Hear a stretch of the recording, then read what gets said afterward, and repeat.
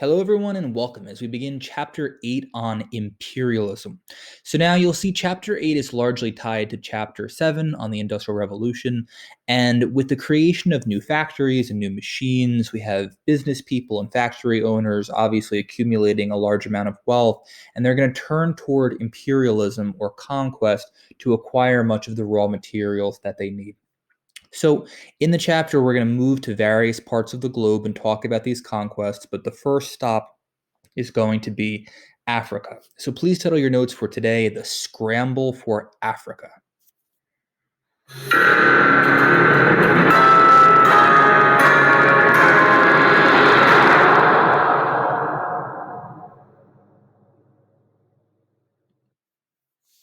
So, again, just as a very quick reminder, just to kind of set the stage for where we're heading, because of the Industrial Rev, we have this new increased demand for raw materials. Africa is the first place that many nations turn toward, particularly in Europe, because of the easy access points there are from the Atlantic Ocean and the Mediterranean Sea. So, European countries have been trying to move into Africa for a very long time. Think about the age of exploration when we had some of those Portuguese and Spanish explorers making their way into the continent.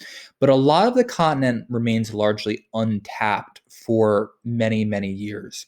There are tons of resources there, but it's not really until the Industrial Rev creates these new forms of transportation with steam engines that can move on rivers and materials to cut through the dense jungle and these new guns and these new military pieces of equipment to fight the African tribes living there, that we really get this full attempt at conquest and exploration.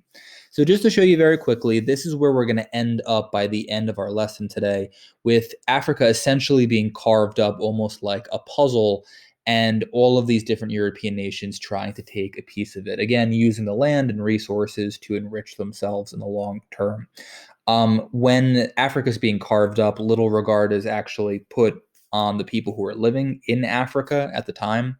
No understanding of their language, their culture. It's all about military conquest. But you'll see that there is a lot of conflict taking place within these different pockets of Africa in the form of the Boer War, Zulu War, as well as many others. So holding on to your possessions in Africa is not an easy feat. So, in terms of imperialism, you want to understand its definition. It's the seizure of land by a stronger country. Africa at the time was made up of many different tribes that spoke different languages from one another, and they had resisted European conquest for almost 400 years. But now, as I was saying, with new weapons, these very powerful guns, steam power to move on rivers and, through these roads very quickly, it becomes much easier to actually explore and conquer the continent. So, in the late 1860s, Dr. David Livingstone traveled into the African jungle to promote Christianity, and it became a very famous story about his disappearance. So, Henry Morton Stanley is basically a reporter who's hired to travel into Africa to find him, and it becomes a very infamous exchange where Stanley finds Dr. Livingstone living among the African tribesmen, and the meeting between the two becomes infamous in this time period. Stanley infamously says, Dr. Livingstone, I presume, as they meet together, and Dr. Livingstone had been living among this tribe, learning their language, their culture, their custom. And this is largely seen as one of the first real interactions between these two worlds, the African tribes and like civilized European society. So, one of the most infamous chapters in this part of history is the Belgian exploration of the Congo. At the time, the Belgian king was King Leopold II, and after this famous, discovery of Dr. Livingstone, he commissioned Stanley basically to explore the Congo on behalf of Belgium, again to spread Christianity and promote civilization. The reality is it wasn't about spreading Christianity, but rather to exploit African labor and take advantage of a free labor force. So, in a way, it's kind of like a quasi slavery. It's not slavery at home in Belgium, but they're essentially using slave labor in Africa. So Stanley forced Africans to draw sap from rubber plants, which had become extremely, extremely profitable at the time. The conditions become otherworldly terrible. We think that about 10 million Congolese died from starvation, poor treatment.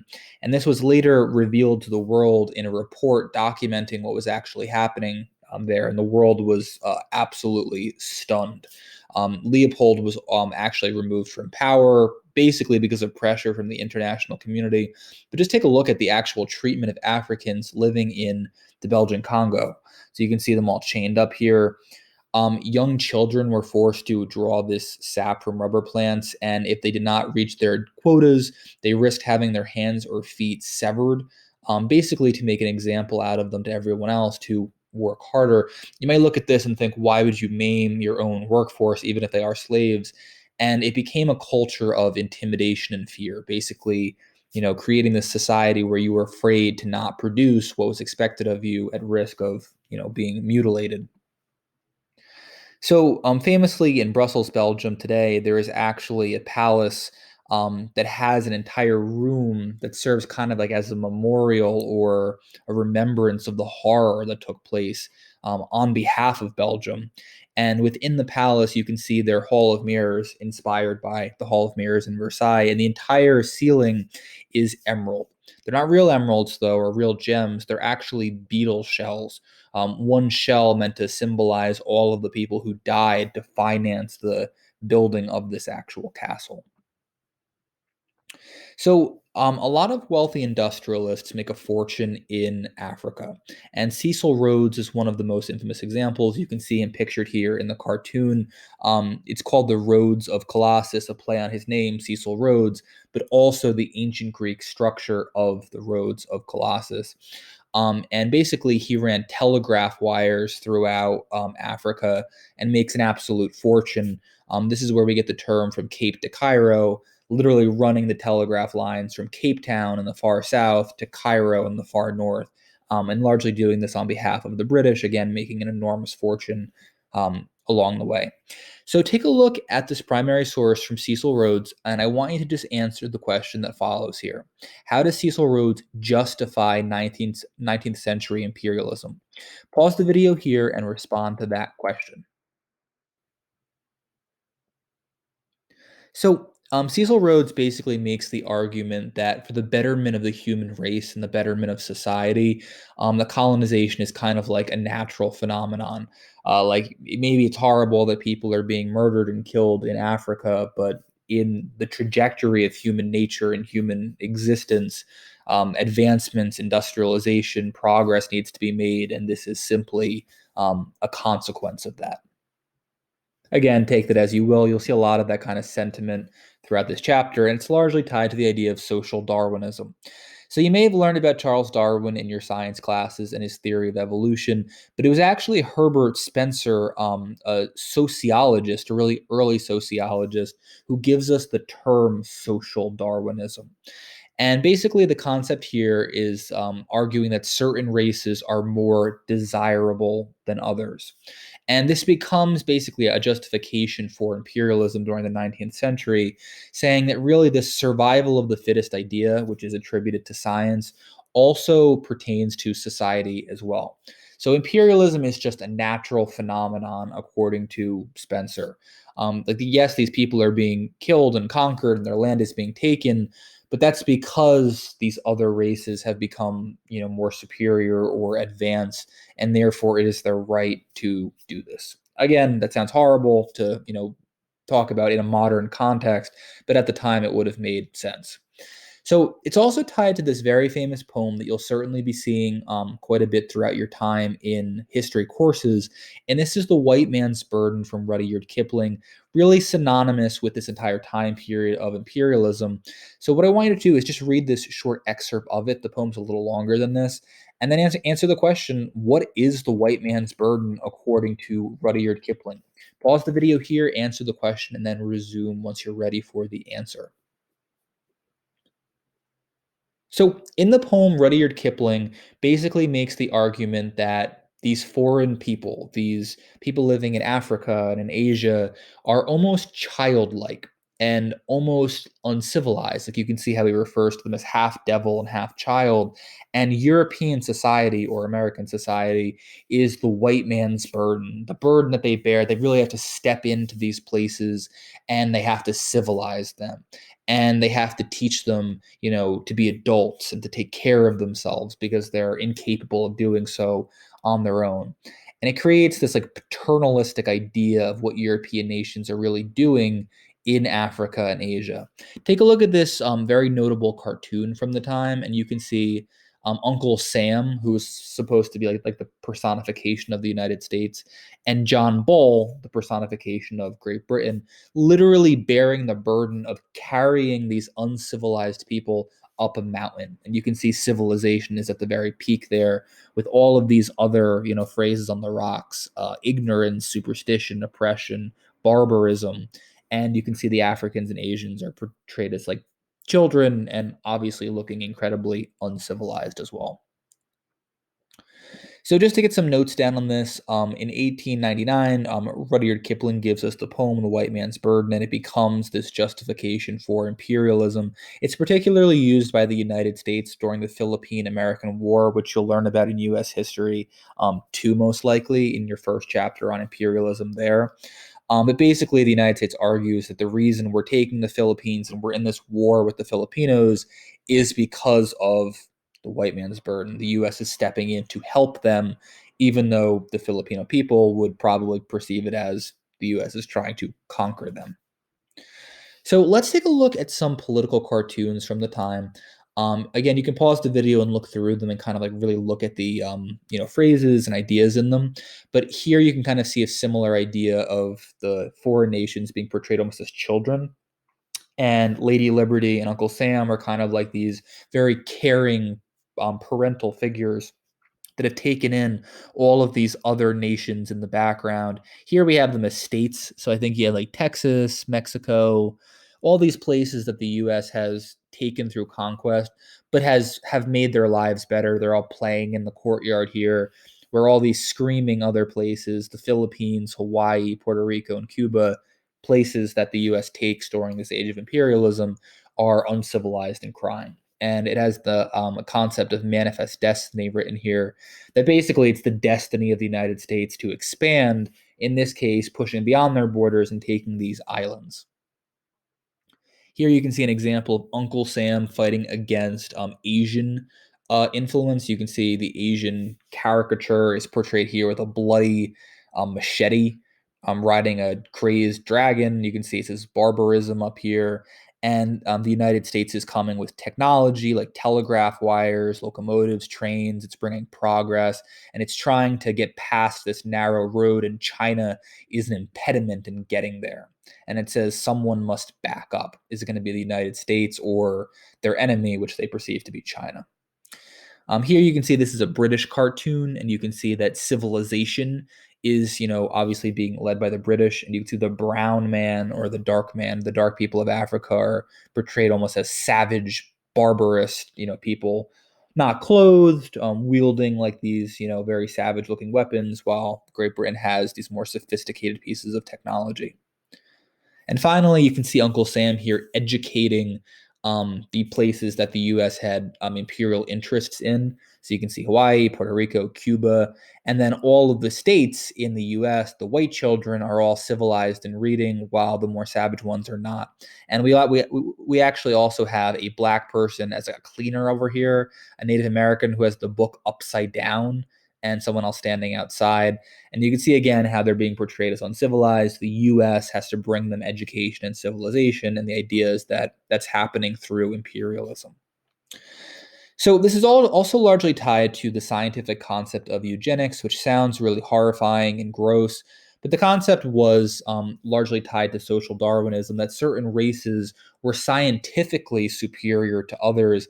And the idea was that, like, depending on your appearance and what you looked like, you were literally less evolved or like less far up on the evolutionary ladder. And you can see here, like, the idea is that like black people with bigger noses, bigger lips are closer to Neanderthals or like apes, and that the more white or European you became, the farther up on the social ladder or like the development ladder that you were. So this is just a chart showing like the actual evolution of people as portrayed through this, very racist 19th century concept of eugenics. That was also used too on Ellis Island and in a lot of the immigration offices in the United States and in other countries where they would give people these tests, and it was largely born out of the idea of eugenics. So, transitioning to our next primary source, we're going to take a look at the black man's burden, which is obviously a play on the white man's burden. This one written by Edward Morel. And basically, what I want you to do is pause the video and answer these two questions. How effective is African resistance to imperialism? And what is the material God that Morel is writing about in the black man's burden? So, again, pause the video here, answer those questions, and then we will go over them together. So, just to take a look at these questions, the first one asks, how effective is African resistance to imperialism? And as pointed out in the primary source, not very good. And that is because European weaponry and equipment is far superior, and it's impossible for the Africans to really put up any sort of a fight against them. And the material god is this new machinery and weaponry, like they have machine guns. How can Africans with spears and bows and arrows put up or contend with this very superior equipment? They're easily slaughtered and killed. So, speaking of these new weapons, we end up with our first machine gun, or the Maxim machine gun.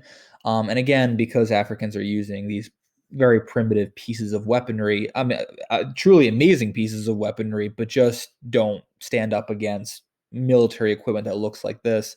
It's relatively easy to move, into these tribes and to conquer them. So, as we end up with these imperial colonies, we end up with different systems of control. Once you have conquered a region, you can really control them in two different ways. It can be either through indirect control or direct control. With indirect control, you let the government maintain, or the country maintain, its original government officials. You let them keep their traditions. In a direct control, you're literally trying to change the country to be more like your own. You're trying to assimilate them. You're replacing their government officials. You're changing their government. And you can see some examples in the bottom, like the British were more likely to use indirect control. The French and Germans were more likely to use direct control in most cases.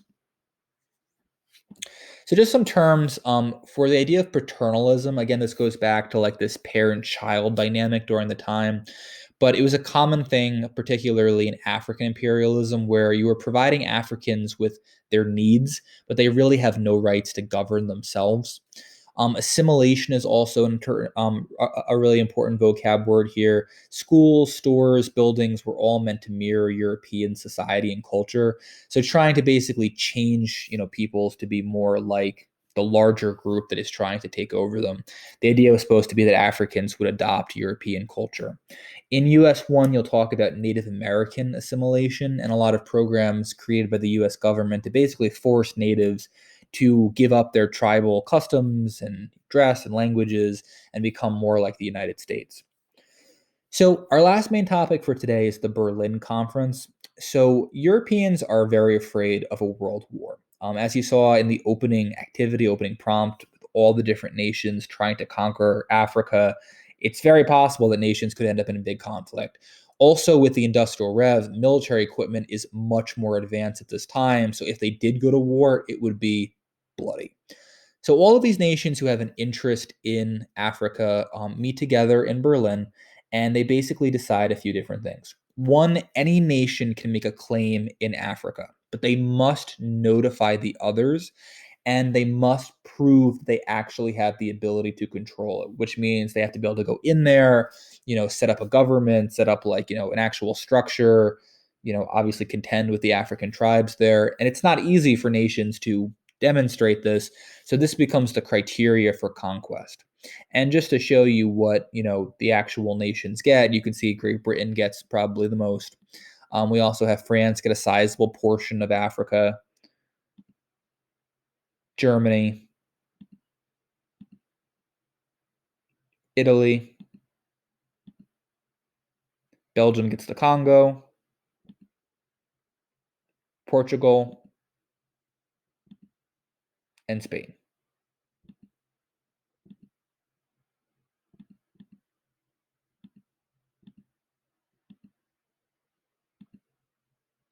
And that would be the final result of the Berlin Conference and the actual, scramble for Africa becoming this larger puzzle. So just to wrap up very quickly, in terms of South Africa, we're going to explore this more in class, but just to give you a very quick overview, the Dutch are the first to settle in South Africa. In 1652, kind of going back to the age of exploration, they set up the first ports between the Netherlands and the East Indies there. And the Dutch settlers have basically become named the Boers. It's the Dutch term for farmers. And they end up in this conflict here in the South, where you can see the British set up the Cape Colony on the very tip of Africa. This is probably the most industrialized part of Africa today. And then you can see the Boers, or those Dutch settlers, are up here. They basically end up in a conflict with each other, which becomes the Boer War. And the most notable part of this is that we see some of our first signs of World War One fighting tactics. So we see trench warfare, we see soldiers like in trenches, we see some of the similar guns and weaponry used during World War One, and a lot of this is going to start moving us toward the Great War by the end of the 1910s. Also notable, Winston Churchill was a reporter during the time. His train gets ambushed while he's in Africa, and he's covering, stories there. And he escapes from a South African prison, returning home, and gets hailed as a national hero at the age of 26, which really propels him into the public life. I only mention this because we're going to be talking a lot about Winston Churchill later on. Also notable, we'll be exploring the Zulu War. These are the Zulu warriors, among the fiercest and most respected in Africa, and they're going to end up in a pretty substantial conflict with the British in Cape Colony as well. You can see Zulu Nation up there and Cape Colony to the south. Again, we'll be talking about this more in class later on. So our next stop is going to be Asian imperialism. We'll talk about European interests in Asia, particularly in India and China.